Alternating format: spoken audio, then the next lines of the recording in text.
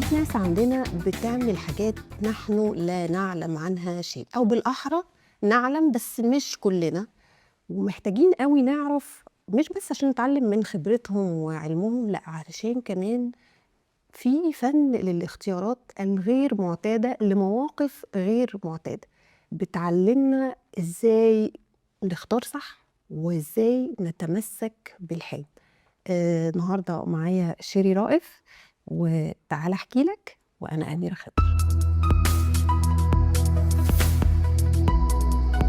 شيري، انتي اتربيتي ويمكن اتولدتي كمان بره مصر، ممكن تحكي لي الحته دي، يعني البدايه؟ أنا اتولدت وعشت أول مرحلة من طفولتي في الكويت. طبعا حياتي كلها بقى يعني اللي هو تنقلات كتير قوي من بلد لبلد لبلد. في الأول مرحلة الكويت دي كنت في مدرسة فرنساوي، كانت ساعتها تبع السفارة الفرنساوي، فكان مجتمع شوية كل الأنشطة بتاعتي وكل حاجة بعملها تبع.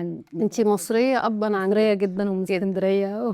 في الفترة دي كانت طبعا طفولة حلوة، معظمها مع المدرسة والعلاقات في المدرسة والمجتمع الفرنساوي أكتر.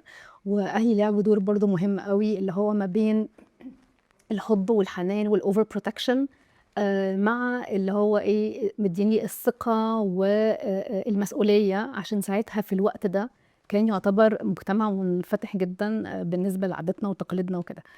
في الموازنة دي أو البالانس ده كان مهم. تقصدي بالمجتمع المنفتح هو المجتمع الفرنساوي يعني؟ كان يعني ساعتها برضو كان الدنيا ديفرنت عن دلوقتي تماما يعني.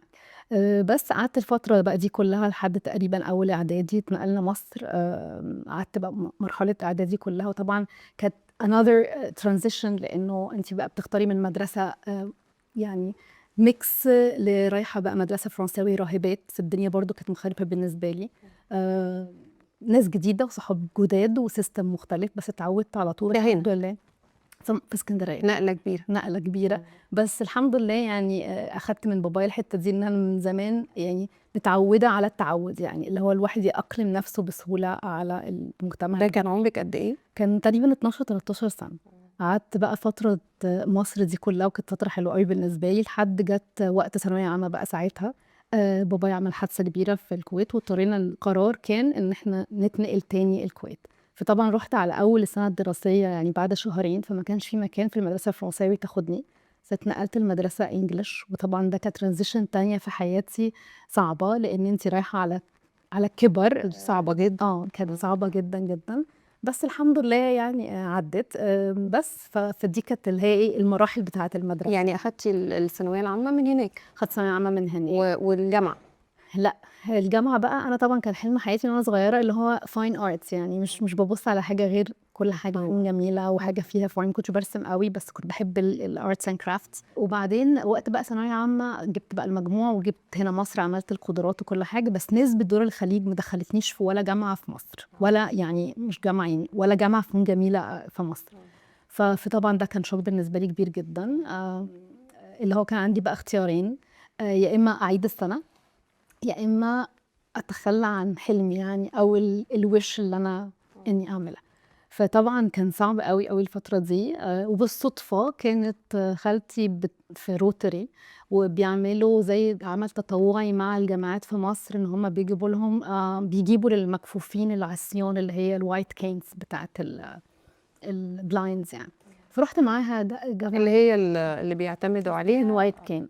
فرحت معاها جامعة اسكندرية، قسم آداب، عشان ندخل نساعد الناس دي ونسلم الحاجات. فقالت لي الست المسؤولة يعني هناك، ده في عندنا شورتج النهاردة في الفولunteers، do you mind ان انت تقري لحد بيحضر ماجستير؟ ده بقى الفترة اللي ممكن لازم اقرر في اسبوع انا هعمل ايه.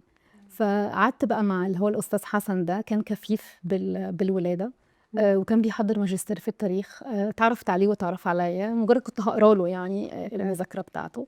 وساعتها بقى هو في جملتين كانت تيرنينج بوينت بالنسبه لي، يعني اللي هو انا كنت مش بشوف حاجه وما زلت مش بشوف، بس طب طه حسين مش اقل مننا، احنا هنعمل زيه. وبدات ادرس، ودلوقتي بحضر خلاص الماجستير بتاعي والدكتوراه. فانت عايزه تعملي ايه؟ فقلت له انا نفسي قوي في فنون جميله وانا محتاسه ومش عارفه ايه. فراح قايل لي انت عشان تبقي مهندسه شاطره او تبقي بتاعه ديزاين وديكور وكده لازم تفهمي الناس كويس قوي. فليه ما تجربيش تدخلي علم اجتماع او علم نفس وتعرفي الناس، وده هيبقى حاجه مهمه بالنسبه لك. طبعا اياميها بابايا اللي هو ما فيش بقى سفر، ما فيش جامعه خاصه وتطلعي القاهره والكلام ده، الوقت ده كان يعني كان كده. لا بالنسبه لنا يعني كان ما فيش. فخلاص خدي لك كام سنه وبعد كده بقى بعدين تبقي تسافري وكلام من ده. وفعلا ده تحول كبير تماما جدا. بالظبط. وفعلا دخلت اصلا ما اعرفش يعني ايه علم اجتماعي، ايه ما اعرفش سوسيولوجي ده ايه، بس anyway دخلته. اتعلمت بصراحه كتير قوي. وجت بقى قبل سنه رابعه على طول كنت بقى ساعتها اتجوزت، وكان وعد بابايا ان انا لازم اكمل. فاللي انا عملته ان انا سافرت. انت اتجوزتي وانت لسه فاضل بتدرسي؟ لي سنه بالضبط كده. كنت بدري قوي قوي قوي قوي.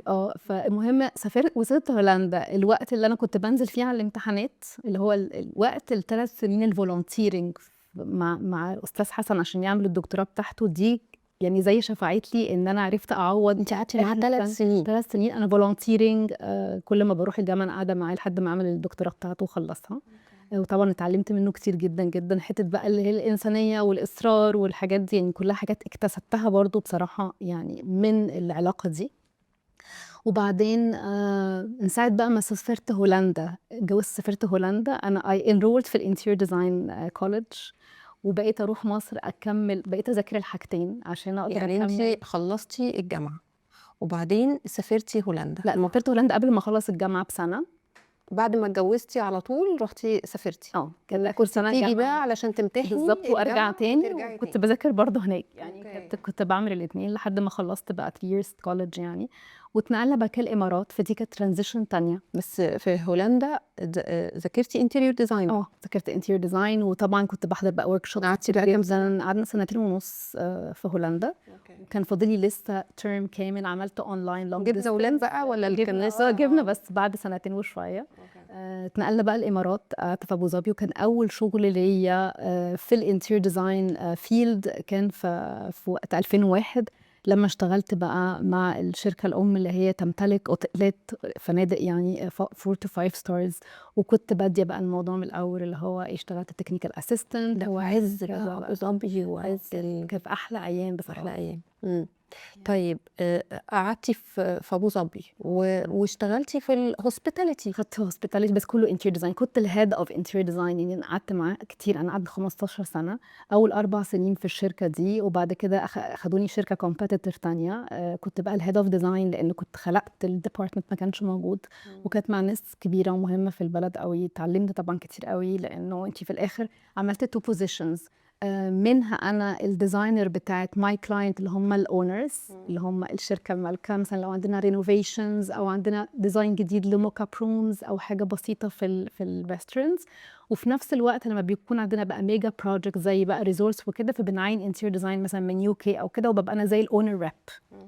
فاشتغلنا بقى طبعا يعني يعني حاجات كتير قوي. 15 سنه بتشتغلي اوتيلات؟ انتيريور ديزاين في اوتيلات، بس اوتيلات بمعنى بقى يعني طبعا رومز، بابليك ارياز، ريكريشنز، سبا، F&B طبعا بكل انواعه، سواء سيجنتشر ريستورانت كونسبت ديزاين، مثلا حاجات فرانشايز. يعني اشتغلنا على كل المجالات دي.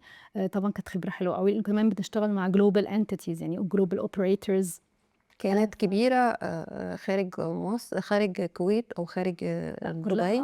كنا في الإمارات، بس كلهم كل الأوبريشنز بقى ريتز كارلتون وانتركون وميريديان كل السلاسل الناس دي. ولما بيكون في أي بروجكت بنبقى طبعا مع بعض، لأنه الديزاين هناك بروسس اللي هو لازم أقعد مع الكيتشن كونسلتنت، ولازم أقعد مع اللايتنج، ولازم مع الأكوست. I mean it's a complete cycle that we need to go through يعني. بس هو بقى ميتينجز او بتبقى مواقع، نفس القصه يعني اللي بعملها دلوقتي. وفجاه يلا نروح كندا. جات لنا بقى موضوع كندا ده كان بهزار يعني، كان صدفه. لانه الفتره دي وقت بقى اللي هو في اوائل الالفينات كانت سهله جدا كندا، وكانوا عايزين ناس، وبدانا نقدم. وانا ما كنتش بصراحه في دماغي خالص يعني، بس اللي حصل واضطرينا ان احنا نروح في 2015. ايه اللي خلاكي اصلا تفكري في انا ما كنتش بفكر يعني. هو ساعتها at that time جوزك يعني جوزي ساعتها قال انه يعني لا، او let's do that وكلام من ده. قعدنا نأجل وبعدين في الاخر هو كان عايز يعيش في خلاص في بلد، كان عايز انه يبقى معانا باسبور تاني زي ما الناس كلها ساعتها كانت بتعمل يعني. ولحد دلوقتي بس طبعًا أنا بقى كان في عِز نجاحي وعِز تألُّقي بصراحة، لإنه كنت عملت بقى شغل حلو أوي، بتفتحي كل شوية بقى resort وhotel ورestaurants فُلان، كانت الشغل كان كتير أوي وكان حلو أوي، والولاد كانوا مبسوطين، كنا مستقرين جدًا يعني. طيب وليه وافقتِ؟ اضطريت بقى مع العيلة بقى ساعتها يعني كان لازم بقى إن إحنا نسافر، وسافرت يعني لوحدنا على لو فكرة رجع يعني. بيكِ الوقت توافقي لأ. والّا تفضلي قاعدة في يعني حُكم؟ أنا ساعتها يعني تخلّيت عن بجد الولاد كانوا مستقرين وفي الآخر لمّا رُحت هي كانت تعب جدًا، لإني رُحت لوحدي، أنا ما رُحتش كُلّنا كعيلة، أنا أخدت الولاد ورُحنا، فأنا رايحة في وقت الولاد كانوا teenage ابني كان teenage وبنتي كانت لسه صغيرة ورُحت completely في بلد أنا ما أعرفش فيها حاجة، another transition في حياتي تاني يعني. بس أنا الحمد لله زي ما قُلت لِك يعني عندي حتّة التأقلم يعني، خلاص أنا في fact إني وصلت. لازم بقى خلاص أتأقلم، ولازم أخلّي الولاد برضه مستقرين. هي الحياة ودتنا في الحتة دي يعني ولازم هنتبنى بقى الموقف وقُلت وهنمشي يعني. بالضبط، وقُلت خلاص أنا كمان هاستغل وجودي في البلد دي يعني، أنا قُلت يعني خلاص let's see إيه اللي كان نفسي أعمله وما عملتوش، الcourses أي حاجة بقى أنا حبيت أعملها قُلت طب why not let's طب وولادِك لمّا نقلتِ كانت صعبة عليهم برضه؟ أوي، أوي ابني بالذات كانت صعبة لإن هو كان رايح على grade 12 grade 11 grade 12 فكان صعب أوي طبعًا خلاص على داخل أهله. على الجامعة. وفكّرت بنفس إحساسي اللي أنا كنت فيه برضه زمان، لإني ما كنتش عايزة أعمل معاه زي اللي اتعمل فيّا، طبعًا هو الحمد لله خلاص كلّها بتبقى نصيب، بس كطفلة أو يعني مش كطفلة يعني كحد لسه داخل على بقى مرحلة جامعة وكده، مش هيغيّر صحابه من أول وجديد. it was a bit very challenging بصراحة، بس الحمد لله ربنا وقّف لنا ولاد الحلال وعدّوا المرحلة بسهولة. عدّوها ما كانتش سهلة أول سنة خالص، بس الحمد لله عدّت. وأنا كمان بالنسبة لي كانت حلوة لإن أنا أخدت بقى courses كتير جدًا مختلفة عن اللي كنت باعمله، لإني كنت مشغولة أوي، أوي في دبي، ومع تمارينهم والمدرسة وكده. طب أنتِ عشان تشتغلي في كندا الموضوع برضه فيه تحدي كبير، جدًا، لإنه جدًا. مهما كانت شطارتِك ومهما كان خبرتِك ومهما كان كل ده، علشان تلاقي يعني وظيفة هناك لازم يكون عندِك شهادات هناك أو يكون عندِك خبرة جوّه البلد، حقيقي. صح؟ عملتِ إيه بقى؟ صعب أوي بصراحة، أنا كنت رايحة بصراحة يعني عندي إحساس إن لأ، ده أنا اشتغلت multinational معايا بقى references letters وحاجة كويسة جدًا. كل ده ما فرقش معاكِ. 0 يعني 0. خالص يعني. فقُلت طيب خلاص خلّيني يعني شُفت بقى ناس كتير جدًا كُلّه بيسيب الcareer بتاعه وبيروح يشتغلوا في حاجات تانية، واللي بيشتغل مثلًا بيعمل volunteering في المدرسة عند الولاد لمدة سنتين و3 عشان يقدروا إن هم يشتغلوا بعد كده، فكانت بصراحة صعبة يعني يعني. التطوع ده بيفرق مع هو التطوع يعتبر work experience برضه إن أنتِ يعني تقضّي سنة أو سنتين بيبقى خلاص بتبقي فاهمة الculture بتاع الCanadian بيتكلموا إزاي، بيضحكوا إزاي، بيطلبوا منِّك يعني الحاجة هو إزاي. مشكلتهم في إنِّك تلاقي شغل هناك هو إنِّك مش مُعتادة على الculture بتاعتهم أو الثقافة بتاعتهم، فعايزين الناس تنخرط بالضبط في كده، ووجهة نظر على فكرة، يعني أنا إمم. فهمت بعد كده ليه، لإن أنتِ بعد كده لمّا بتيجي تتكلمي مع ناس أو بتشوفي الattitudes أو الbehaviors لأ في حاجات بنبقى إحنا مش فاهمين هي مثلًا يكون واحد بيقول مثلًا slang معين فهو بالنسبة لنا خضة، لكن هو في الآخر حاجة عادية، وخدي بقى من ده حاجات كتير يعني. فدخلتِ قُلتِ يالّا بينا أنا هاتطوّع. هاتطوّع بس فكّرت بقى قُلت هاغيّر الmindset يعني إن أنا إيه، مش لازم أروح أتطوّع في حتّة بعيدة عن مجالي، طب ما أنا هادخل مجالي وبدأت بقى أدوّر إيه هم الassociations اللي موجودة ليها علاقة بالdesigners إيه المجتمعات اللي ليها علاقة بالdecoration يعني أحاول أوصل إن أنا أبقى في المجتمع ده، وده اللي حصل فعلًا الحمد لله، دعبست بقى كتير أوي على الإنترنت ومش عارفة إيه، وبدأت بقى في الأول طبعًا عملت volunteering في مدرسة الولاد. كنتِ برضه بتدعبسي على نفس المجال لأ، الhospitality بس design أي حاجة ليها علاقة بالinterior design لإن this is my passion this is how I fit عشان أبقى أعرف أعيش يعني. أنا كمان باعتقد إنه في أبو ظبي وفي الإمارات وفي الدول الخليجية عمومًا الhospitality لها طبعًا يعني تقل تاني خالص. تُقل تاني وبيهتموا بيها جدًا، أكتر جدًا. الفخامة والثراء الخليجي هو مش على فكرة مش كل حاجة ثراء ومش كل حاجة فخامة أوي، لأ يعني هو it's a mix يعني بس كل حاجة quality حلوة أوي، يعني بصراحة كل حاجة معمولة كويس أوي، وبالذات في مجال الأوتيلات أنتِ ما ينفعش تفتحي حاجة سواء restaurant أو all dining أو أي حاجة من غير ما بيكون في كل الcoding مضبوط، وفي عندِك بقى وزارة السياحة، بتدخل وزارة يعني كذا حاجة entities حكومية لازم توافق لِك وتعمل inspection. بس الحاجات دي في يعني في كندا وفي أمريكا الاهتمام بيها أقل بكتير، بكتير، دي حقيقة. فعشان كده ما كانتش بقى فارقة ما كانش الفرق أكتر من إني أدخل المجال عشان أبدأ على الأقل أظهر وأبدأ إن أنا، وكنت فعلًا باقدّم على حاجات كتير كانت بتترفض على طول عشان ما عنديش Canadian experience. بس الوقت ده برضه قعدت أخدت فيه courses كتير أوي، يعني دخلت مثلًا نفسي في خط الكوفي، دخلت أخدت course، دخلت حاجة عملت اللي هو الNLP اللي هو Neuro Linguistic Programming، ده كان حلو أوي في اللي هو how to think and how to control your thoughts، والحاجات دي مهمة أوي. عملت بقى أنتِ دارسة يعني اجتماع أصلًا. بس طلع إن الاجتماع ده كان حاجة اللي هو لأ it was very، يعني لمّا درست كذا حاجة بعد كده في كندا، حاجات كلها في الself development وفي الsociety، لقيت إنه لأ، يعني لأ في فرق برضه. كنت يمكن صغيرة، ما كنتش حابة أوي برضه اللي أنا باشتغله، يعني كنت مجرد يالّا عشان ننجح، فما كانتش زي اللي هو you're enjoying الstudies يعني.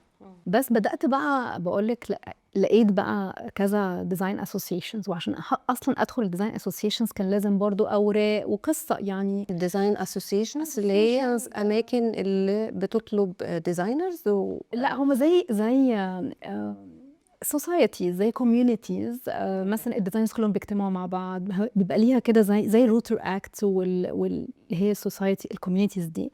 فكانت كده بس المهم قدّمت الأوراق وقدّمت في 3 وجالي approval على واحدة، إن أنا بس أبقى just member، يعني أبقى عضوة في بيبقى إيه بقى شروطها؟ بيبقى شروطها بقى شهاداتِك تورّيها وreference letter من عندِك، وبتعملي bio محترم أوي، وليه عايزة تخشي القصة دي، وتقدري تقدّمي إيه، يعني it's a long thing يعني. فحضّرتها فعلًا. طيب بالنسبة بقى للناس اللي هي بتفكر في الهجرة وهي رايحة مثلًا كندا، يعني أنتِ برضه يعني تنصحيهم بإيه؟ هل كdesigner ينفع يقدّم على الحاجات دي وهو عايش هو أي حد ممكن يقدّم، يعني أي حد ممكن يقدّم. قبل ما يروح هناك يعني؟ قبل ما يروح طبعًا، ما هي بتبقى ما ينفعش تروحي غير لمّا تقدّمي.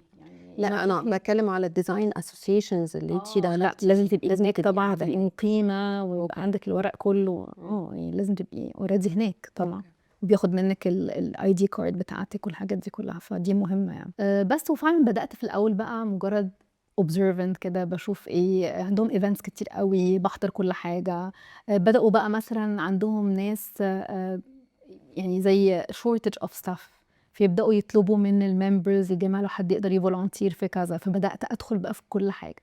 يعني وطبعًا ساعتها بقى كان الناس اللي حواليّا وأقرب الناس ليّا، يعني اللي هو أنتِ إزاي من أوتيلات ومجد وبتشتغلي ودلوقتي رايحة مثلًا تُقفي في معرض على حاجة مش بتاعتِك، فطبعًا سمعت السلبيات دي كتير أوي بصراحة، بس كنت مُصرة إنه لأ أنا هاكمّل وهادخل. أنا في الآخر في مجتمع نضيف جدًا وvery decent people، وفي حاجة باحبها، يعني اللي هو طَب ليه لأ يعني. اللي هو مرّة مثلًا Ethan Allen يطلبوا ناس 3 أيام sales مثلًا، وأنا ما ليش في الsales، بس اللي هو على الأقل هابقى ماسكة الfabrics باستقبل الناس وباعمل consultation وإحنا قاعدين في الgallery مثلًا، which is شغلي برضه بس in a different smaller scale، يعني بطريقة أقل يعني. أنا متأكدة إن الفترة دي علمتِك لأ حاجة. علمتني كتير جدًا طبعًا. وأخدت بقى من الحاجات دي كتير بصراحة يعني، وكوّنت صداقات كتير أوي، معظمهم كانوا أجانب، يعني المصريين كانوا قليلين أوي. وكانوا واقفين جنب بعض جدًا على فكرة هناك، مش زي ما الناس بتقعد تقول برّه، لأ يعني طبعًا في وفي، بس يعني عملنا صداقات كتير.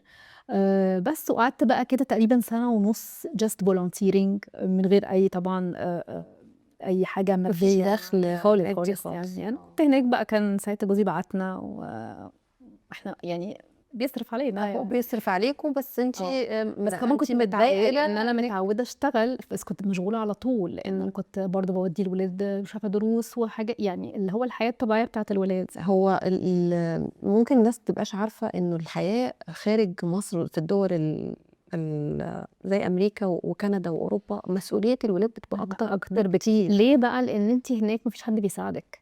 هنا على الأقل طب مامتي هاعدّي عليكِ مش عارفة إيه، جارتِك تعمل إيه، كفاية حتى السوبر ماركت. إحنا وقت ما كنت هناك في 2015، 16 دي ما كانش في delivery، فأنتِ عشان مثلًا لو اللبن خلص من البيت لازم تلبسي بقى الكوت تلبسي وتنزلي وتنزلي. في الsnow وتروحي تشتري بنفسِك، فلأ it was very صعب أوي.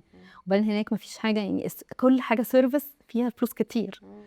فلا طبعا لا ومفيش حاجه اسمها بقى مثلا تبقى عندك سواق ياخد الولاد يوديهم التمرين، مفيش ولو حاجات في يبقى غالي يبقى غالي ممكن جدا. الواحد يعمله لما يتزنق، بس يعني الحياه الطبيعيه لا طبعا كانت صعبه جدا يعني، ما كانتش سهله. وبعدين رايحه انت بولاد ولوحدي يعني كان صعب ان انا كان عندهم تشالنجز كتير قوي، كنت لازم ابقى مركزه معاهم واحاول بلد اعالج جديده نفسيا عليهم. كمان. فبس الصدفه بقى ان بعد فتره واحده من الممبرز اللي هي عضوه يعني من في الاسوسيشن دي، ست كبيره بالصدفه انا ساكنه جنبي، قالت لي طب انا نفسي اعمل الحمام بتاعي، ممكن تعملي الحمام؟ فاللي هو برضه اصحابي اللي هو انت من اوتيلات رايحه تعملي حمام، اللي هو ايه المشكله يعني يلا. بدات بقى اعمل باودر روم صغيره، وبعد كده عايزه اجدد اوضتها، وبعد كده مش عارفه بنتها جت فعملت لها الليفينج روم. بدات كده لحد بقى ما قالوا لي طب ما تفتحي يور اون. بصراحه يعني ملهم قوي ان انت تقولي انك عديتي في مرحله زي دي، يعني انه من اوتيلات فخمه وسلاسل فنادق ما حصلتش، وبعدين عادي حصل دروب عادي وحصل داون في مرحله ما وبعمل حمام ما فيهاش اي مشكله. ايوه ما هي كانت كده، وده حقيقه، وده اللي خلاني بعد كده اقوى وابدا عمري ما تخيلت اني يبقى عندي ماي اون مثلا، لاني قبل كده مثلا طول فتره 16 سنه في الامارات انا عندي تيم كبير جدا، واحنا شركه 3000 و4000 نفر، فيعني ات واز لارج سكيل. فطبعا ما كانتش سهله، بس قلت هجرب، وقعدت كده بقى سنتين ونص 3 تقريبا. بدات بقى اعمل بيوت، وبدات اعمل شركه صغيره، يعني اشتغلت بقى خلاص لوحدي، بس ما كنتش مبسوطه لاني كنت لوحدي، كنت حتى بعين فريلانسز يعني بالاورز. يعني انت فتحتي مكان ليكي انت فتحت مكان ليا بالظبط كده، وكان معايا واحد مصري اركيتكت، كان هو بقى انت عارفه انك لازم عشان تمضي لازم يبقى، وما كنتش ناويه ادخل امتحن واذاكر تاني يعني، كان خلاص يعني. فكان هو بقى اللي بيعمل الجزء ده، وانا بكمل بقى كل الديزاين والانتيرير والاف والحاجات دي كلها. بس وجيت اخر سنه بقى بقى ما ذاكرتيش هناك؟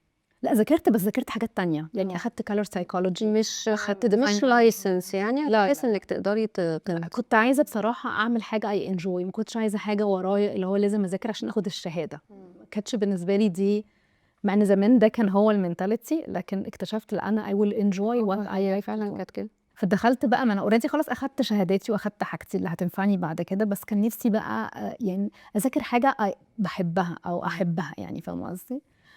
بس فهي بدأت بقى كده، وبعدين حتى آخر سنة زهقت لوحدي، فرحت رايحة مقدمة بقى على شغل، وطبعا ساعتها بقى اتقبلت واشتغلت في بوزيشن حلو خلاص بقى قوي، عندك بقى وكان الاكسبيرينس اللي هم 4 سنين ونص كان خلاص عدوا. واشتغلت حلو قوي عشان بحب التيم ورك وبحب ناس يعني، كانت ديفرنس يعني. وانتي شغاله في ابو ظبي كنت بتدوري على الخامات الغاليه والحاجات الفخمه، وطبعا ده مختلف تماما عن البيوت هناك في كندا، وانتي بتشتغلي على سكيل صغير يعني. حسيتي بايه؟ بصي والله حسيت انه مش كل حاجة يعني، مثلا في كندا كانت الناس بسيطة جدا، simplicity is the key يعني، هو فعلا البساطة في كل حاجة. فكان في مواد، أصل هناك في كاتيجوريز ما ينفعش تنزلي عنها يعني، هي بتبقى الكواليتي أكتر من الكواليتي، ممكن ألاقي حاجة مش لازم تبقى رخام، ممكن تبقى بورسلان أو تبقى لايم ستون أو تبقى حاجة برضو شكلها كويس. فحسيت بس بفرق حتة الأوتيلات، لما كنت بروح حتى أوتيلات لا كان عندهم بيزك، ونفس انتركون هنا هو انتركون هناك، بس عندهم الكاتيجوريز الكلاسيفيكيشنز ديفرنت. لكن امتى اشتغلت مثلا في كاستم هومز دي اللي هي بتبقى البيوت الفخمه الكبيره جدا، تبقى الايرانيه والناس التقيله، فانت بتخلصي البيت بتعمليه لاكجري جدا، وبعدين عشان تفرشيه، مش يعني عشان تبيعيه لازم تفرشيه. فدخلت في قصه الستaging دي مشهوره قوي في نورث امريكا، ان انت بتاجري فرش معين تفرشي فيه البيت ده لمده شهر مثلا، بحيث الناس تشوف وتتخيل. وكان عندي ستورج كده، مخزن في البيزمنت عندي في البيت، اشتريت اكسسوارز بالهبل، كل شويه اشتري ارت وركس واكسسوارز كانت دي بتاعتي يعني، كنت بعمل بيها الستaging ده، وكنت بس باجر البيج بالكس. فدي كانت برضو كان بيزنس حلو، وكانت فيري نايس، وكانت سيمبل يعني، بعدنا شويه عن الماتيريالز اللي هي الفخمه قوي، بس ستيل فخامتها في الكواليتي بتاعتها. وازاي توظفيها، فعشان برضه يبقى واعتمدتي اكتر بقى على استخدام الاكسسوارز علشان الاكسسوار توصلي. بالذات في قصه الكاستم هومز دي، اللي هي البيوت الفاضيه اللي بتتبقى اصلا فاضيه للناس في الاخر يعني. طيب انتي في خلال هذه الفترة كلها كنت عايشة هناك، لكن لم تنقطع الزيارات عن مصر. احنا طبعا كده كده ما بنستغناش يعني عن زيارات الأهل، لكن ابتدت الزيارات بقى تزيد. ليه بقى؟ انا مرتبطه باهلي جدا.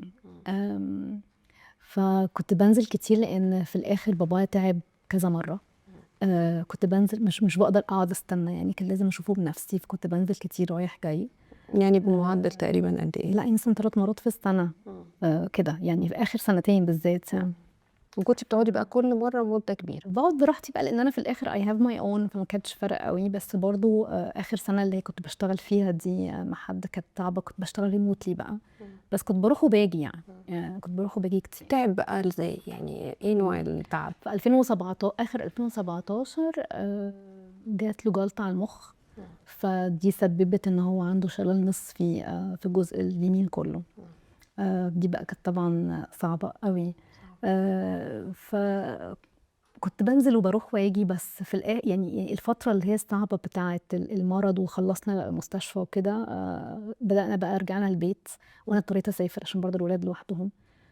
لقيت انه البيت اللي مامتي عاملاه ده و very nicely designed بصراحه، مصمم حلو قوي، مش نافع خالص يعني هو مصمم علشان يبقى بيت جميل وبيت بيت بس لما حصل كده انه هو غير مهيأ ولا ليه لحالته ولا ليها ان هي هتساعده تماما يعني. الفترة دي بتبقى فترة صعبة. تمام. أنا عديت في نفس الفترة دي ووالدي حصل له نفس الحاجة بالظبط كده. ف يعني أنا بتصور الموقف كان عامل إزاي ساعتها. بس أنتي كنت ساعتها انتيريور، وكان عندك كمان خبرة في إنك أنتي اتعاملتي مع أستاذ حسن، وأنتي اتعلمتي معاه مع طول المدة. وأنتي قلتي 3 سنين إنه في حاجات تانية هو الأشخاص اللي عندهم disability ممكن يبقوا محتاجينها، والشخص العادي ما يدركهاش قوي.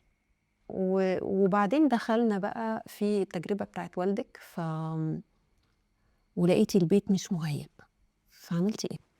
بصراحه ساعتها يعني ما فكرتش في استاذ حسن، لان كل اللي اتعلمته من استاذ حسن كان كله معنويات اكتر يعني، اللي هو الاصرار وازاي الناس بكل الطرق تقدر انها توصل، وبايمان بربنا وكل الجزء ده. لكن ساعتها بقى مع كمان فرق السنين ما جمعتش اون ذا سبوت يعني هيحصل ايه.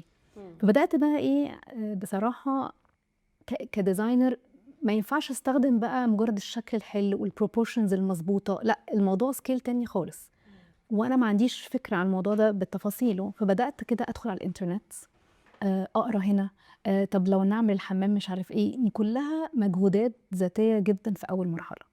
وكنت بعت لمامتي تعمل حاجات وما تعملش حاجات، وطبعا هي احساسهم برضه للناس اللي مش واخده بالها من الفتره دي بتحتاج انه الشخص ده حد يسنده جامد قوي، حد يبقى قوي، حد يبقى عنده سبورت ان هو يعمل برضه يساعده بالظبط، وتشجيعا ليه هو كمان انه يلاقي حاجه يمسك فيها في مثلا في الحمام، انه يلاقي البيت نفسه فيه ممرات حركه، ومفيش باريرز، مفيش اي obstacle في الموضوع. يعني مثلا مامتي كان عندها سجاد كتير، اللي هو ده ممكن يكعبل حد طبعا، بس هي مش بقى بيمشي. احساسها كمان او الجيل ده بيبقى عندهم الارتباط مهم قوي بالاشياء.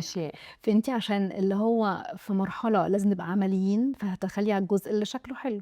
فكان صعب عليها هي بقى. جدا، كان صعب عليها، وانا ما كانش عندي الخبره انف ان انا بقينا نعمل في الاخر باتش ورك. وبعدين بدات بقى احس انه لا، يعني كل ما اجي ابص اكتر الاقي عندي يعني حب استطلاع فظيع وباشن كده اتخلقت ان انا نفسي قوي ادرس الموضوع ده بجد. وبدات بقى ادور وادعبس وكده، ومفيش حاجه هناك دراسه معينه اسمها disability او يعني دراسه للديسابيليتيز، بس في حاجات كتير قوي ليها علاقه بالديزاين. فبدات بقى اشوف جامعات في نورث كارولاينا، وبدات اشوف مؤسسات معينه لكبار السن يعني خلاص بقى فهمت القصة، وبدأت أقول لأ أنا عايزة أخد الموضوع يعني جامد، إن أنا أشتغله وإن أنا تدرسيه أدرسه بطريقة مظبوطة. طب وهتدرسي ازاي بقى وانتي اصلا بتعملي شغل في كندا وبتنزلي اجازات في مصر؟ وعملت بقى الحاجة ازاي بقى؟ بصي أنا كان حاجة كده بتشدني للموضوع ده جدا، اكتشفت كده باشن فظيعة إن أنت إحساس إنك أنت بتعملي حاجة عشان تفيدي بيها غيرك، وفي الآخر تبقى حاجة مريحة. وبعدين على فكرة إحنا لينا كلنا، ما إحنا كل سنة يعني بنكبر، وكل سنة إمكانياتنا غير اللي قبليها.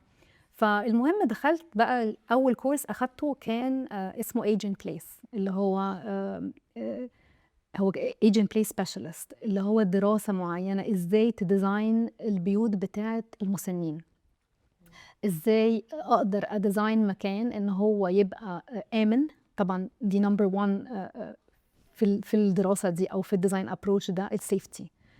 كمان هناك غير عندنا في مصر كتير جدا من اول 55 60 بيروحوا يقعدوا في سينيور هومز، ودي كانت كلتشر موجوده اوريدي هناك ومش موجوده عندنا. يعني احنا عمرنا ما هنقبل اهالينا يروحوا يقعدوا في سينيور هومز بس هم ما بيعتبروش كده خالص. يعني هناك عادي جدا انه يعملوا كده.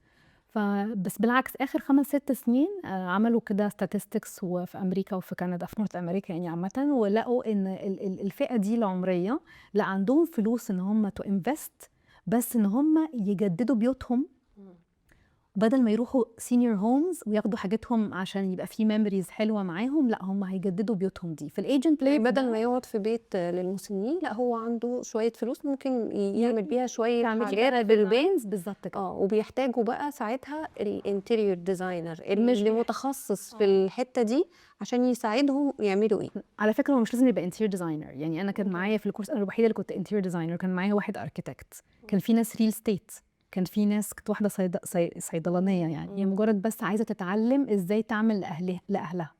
الريل ستيت كانوا بيدخلوا كتير لان هم كانوا بيبيعوا سينيور هومز وكانوا عايزين يعملوا البيوت بتاعتهم تبقى او البيوت اللي هيبيعوها تبقى مهيئه لكبار السن. فهو مش شرط. انا بس الحمد لله الميزه ان انا دمجت بقى اللي هو الانتيريور ديزاين باك جراوند بتاعتي مع الهوسبيتاليتي سيكتور اللي كنت بشتغل فيه مع الايجنت بليس ده. يعني مش بس عمليه لا كمان تبقى حلو، تبقى شكلها حلو. ودي بقى التوليفه اللي حتى بعد كده انا عملت ماي اون مانيوال وعملت الكودينج، يعني لان ما فيش حاجه محدده اكسبت للايجنت بليس ده. بعديها بقى الدنيا جرت طبعا، دخلت بقى في الاكسسبيليتي ديزاين وفي الانكلوجن ديزاين وفي اليونيفرس اي جوت سيرتيفايد كمان في الانكلوجن. عايزين نركز على الحته بتاعه الاكسسبيليتي دي لان دي يعني ممكن تكون الثقافه دي مش موجوده عندنا قوي، ولو انها موجوده مثلا في انه لما بيجوا يعملوا ديزاين مثلا لمكان هيعيش فيه اطفال مثلا او حضانه او كده لها يعني حاجات شروط معينه لازم الديزاينر يمشي عليها.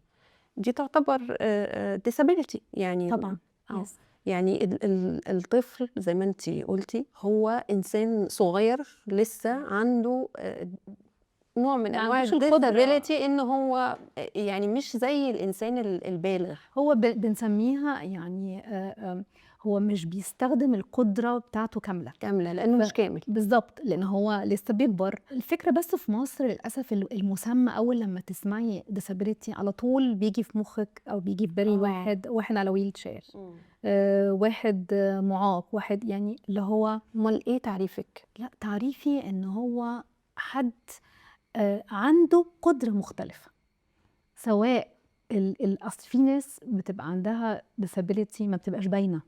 انا ممكن واحد يبقى اوتيزم وراجل كبير وعنده توحد بس هو مش باين، ماشي داخل طالع هو مش باين ان هو اوتيزم، هو نفسه لا عارف وكل حاجه. بس انا بتكلم في حاجات بتبقى مرئيه وفي حاجات انت مش بتبقى عارفه هو ايه. وكلمه disability دي اللي هو انت غير قادره على فعل حاجه معينه، طبعا باختلاف الحالات. يعني في حالات احنا بنقسمها physical ومنتل كوجنيتيف، لان في ناس بيبقى عندها موبيليتي ايشوز يعني مشكله مثلا في الحركه، في ناس بيبقى عندها مثلا اعاقه بصريه، في ناس عندها اعاقه سمعيه. طب انت هتعرفي منين ان الشخص اللي بيشتغل معاكي في المكتب ده عنده اعاقه بصريه وهو داخل عليكي مش سامع او اعاقه سمعيه؟ فهي دي الفكره، انه احنا لازم مثلا عايزه اقول لك حاجه، الست الحامل طب ما تعتبر برضو لفتره محدوده disable لانها غير قادره انها تستخدم قدراتها الطبيعيه على الفول باور. واحد مثلا بيدخل اوتيل عايز اوضه disable بس هم شايفينه مش disable، بس هو تخين جدا عنده obesity عاليه قوي. طب هو على فكره هو بيمشي وجاي يستمتع وكل حاجه بس محتاج سبورت ويستمتع محتاج سبورت. واحدة ست مثلا حامل معاها طفل والسترولر العربية بتاعته، طب ما هي محتاجة برضو حاجة. فهي دي النقطة ان احنا بنقسم طبعا، يعني لما واحد بيشتغل دلوقتي بتقعدي مع ناس تانية برضو ليها علاقة بالموضوع ده عشان تبقي عارفة ابعاد الموضوع ايه وتبقي عارفة كل واحد محتاج ايه. ده الكلام ده لو انت individual، سواء مثلا حد في بيته او حد في السنتر بتاعه. حتى دلوقتي الحضانات على فكرة اللي بيحتاجوا جزء منها، ودي بقى ثقافة دخلت في مصر جديد، ان احنا ندمج الاطفال ذوي الاعاقات او ذوي الاحتياجات الخاصه او ذوي السبيشال نيدز مع الولاد العاديين عشان يقدروا بعد كده يدخلوا مدرسه مع بعض. لا هو ما ينفعش اعمل حضانه لاطفال بس، لا ده انا لازم اعمل حاجه كلها سنسوري، هي كلها اسمها قدرات حسيه. لان القدرات الحسيه دي بتختلف من حس من يعني من الحواس بتاعتنا بتبقى مختلفة. في واحد عنده مشكلة في اللمس، في حد عنده مشكلة في البصر، في حد عن أطفال، وفي الآخر هم الحاجات دي بتقويهم ان انا اعمل لهم لعب ولا اعمل لهم ارضيه معينه ولا حوائط معينه.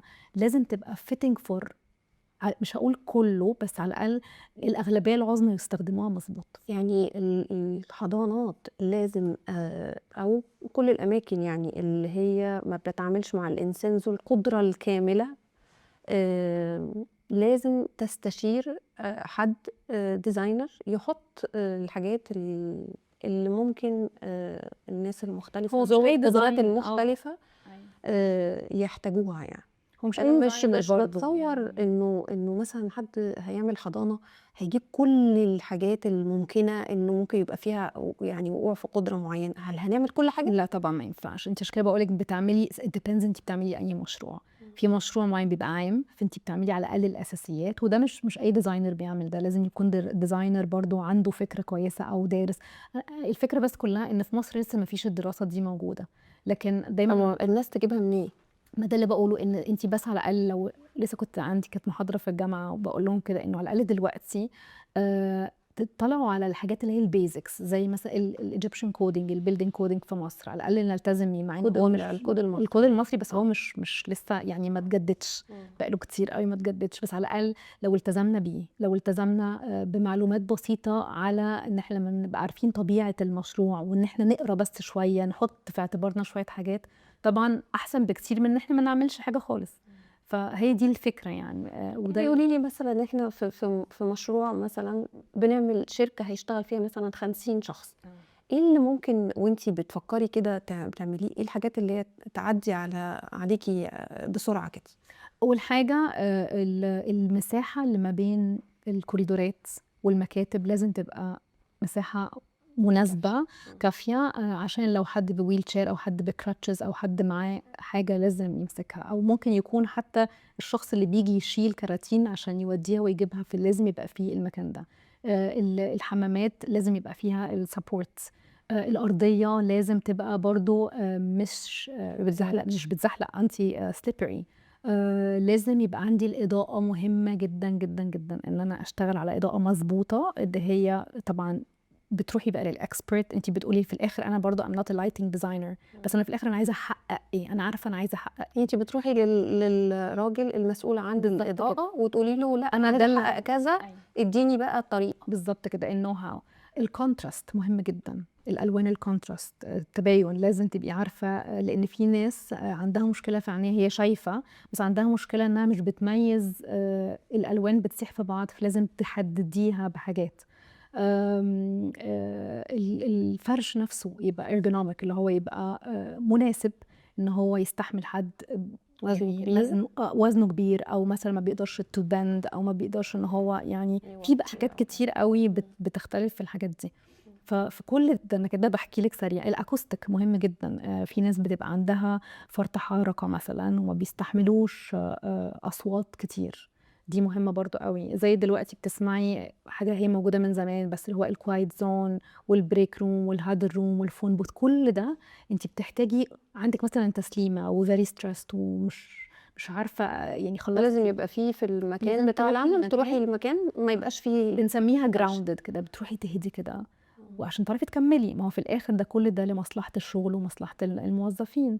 فهي الفكره كلها ان الديزاين دايما بسميه ان هو لازم يبقى هيومن سنتريك، يعني عامل الانسان ده مهم جدا. ان هو قبل ما ببص على السكيل والبروبورشن لازم ابقى حاطه نفسي. والناس مختلفة، يعني طبعا كل واحد مختلف في قدراته عن التاني. بالظبط. طيب الصغيرين مختلفين عن الكبار، لانه البيرنتس او الاهالي بتبص عليهم كويس قوي وهم صغيرين. ممكن برضه اسالك، احنا كأمهات يعني ناخد بالنا من ايه؟ لا، ما هي دي بقى قصة تانية. يعني أنا I'm not an educator ولا medical doctor يعني، بس طبعا مهم قوي إنك تلاحظي الولاد من هم صغيرين. زي بالظبط وهم بيبيز، بتبدأي أول لما بيتولدوا بتعملي الكليك، بتشوفي فيه حتى لو هو البيبي لسه مش بيشوف أول 40 يوم، بس على الأقل بتشوفي اتجاه وشه، بتشوفي السمع، الحاجات دي اللي هي البيزكس اللي الواحد بيعرفها. وكل مرحلة عمرية بتعدي لازم يبقى فيه تشيك، لازم الأهل تبقى مصحصح جدا، بيبقوا قاريين كتير قوي قوي. والحضانات برضه تبقى والحضانات مصحصحة بس الاهل اهم، لان الاهل اول 3 سنين انت معاكي البيبي بتاعك، يعني انت بتشوفي برضو كل ما تلحقي الحاجه من اولها.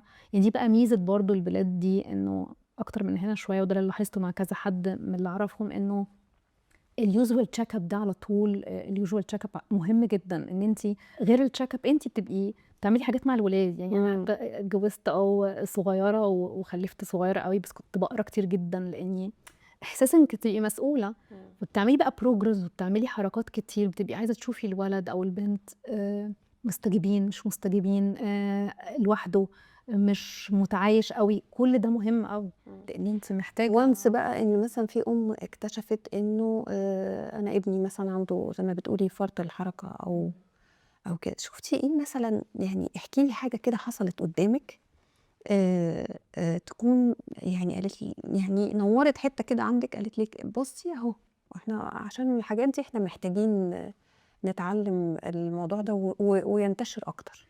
هو جت بعد ما انا دخلت في قصه الاكسسبيليتي وانا في كندا. يعني بعد ما خلصنا الكورس انت بتنزلي بقى، عملنا 8 مشاريع مع بعض، وبتروحي بقى تشوفي different places. يعني مثلا رحت حضانات كتير. يعني 8 مشاريع في ايه؟ اللي هو في التخرج بقى عشان ناخد السيرتيفيكيشنز لازم تعملي لا انت بتفوتي حتت، قولي. ارجعي لي بقى تاني. انت الحته دي بتاعه الثمان مشاريع دي بتبقى مطلوبه ازاي؟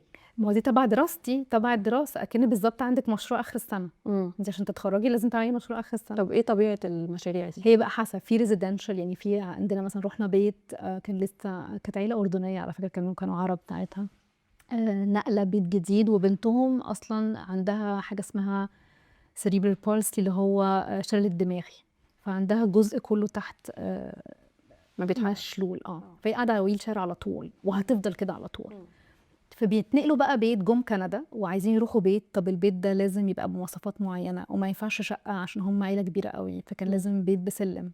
فدي اول مشروع عملناه، ان هو انت ازاي بقى. طبعا هناك الحاجات اسهل ومتوفره اكتر، اللي هو بقى الكرسي الصغير اللي بيطلع بسلالم عند اللي بيطلع بالسلالم يعني. بدأنا نشوف الحمام، لقيناه مش بايظ خالص، فرسمنا حمامات اللي هي بقى تبقى ووك ان بدل ما يبقى في بانيو. الازاز لازم برضو يبقى بسبورت معين، الارضيه. يعني عملنا البيت ده بحيث انه عندنا السلم وعندنا الحمام بتاعها وناحيه الجراج عشان تعرف تدخل وتطلع، واوضتها عملناه ان هو بقى لازم الناحيه النفسيه مهمه جدا. ودي الحاجه اللي انا اضفتها ساعتها على الايج ان بليس، لانه هم بيعملوا اللي هو مطلوب عشان الاكسسبيليتي كمان في طبعا لكن انا حسيت انه يعني اللي هو لا، نلعب بقى بالكالر سايكولوجي، وقد ايه نعمل لها الالوان الهاديه اللي بتحبها، والكاركترز اللي هي تخليها تبقى مبسوطه. لان كل ما تبقى هي مرتاحه ومبسوطه وحاسه بامان في اوضتها وكل حاجه قدامها، اتخبطت غصب عنها، وقعت، تبقى الدنيا سيف، الارضيه كويسه، ما فيش ادجي كورنرز، كل حاجه مدوره، ويعني اي السيفتي بتاعها. ففرقت معاها جدا. ولما الولاد دي حبايبي اللي هم عندهم اعاقه معينه، لما نفسيتهم بتبقى احسن، بيبقى العلاج اوكي، ما هي مش هترجع تاني تمشي، بس العلاج النفسي بتتحسن كتير قوي. بالظبط كده.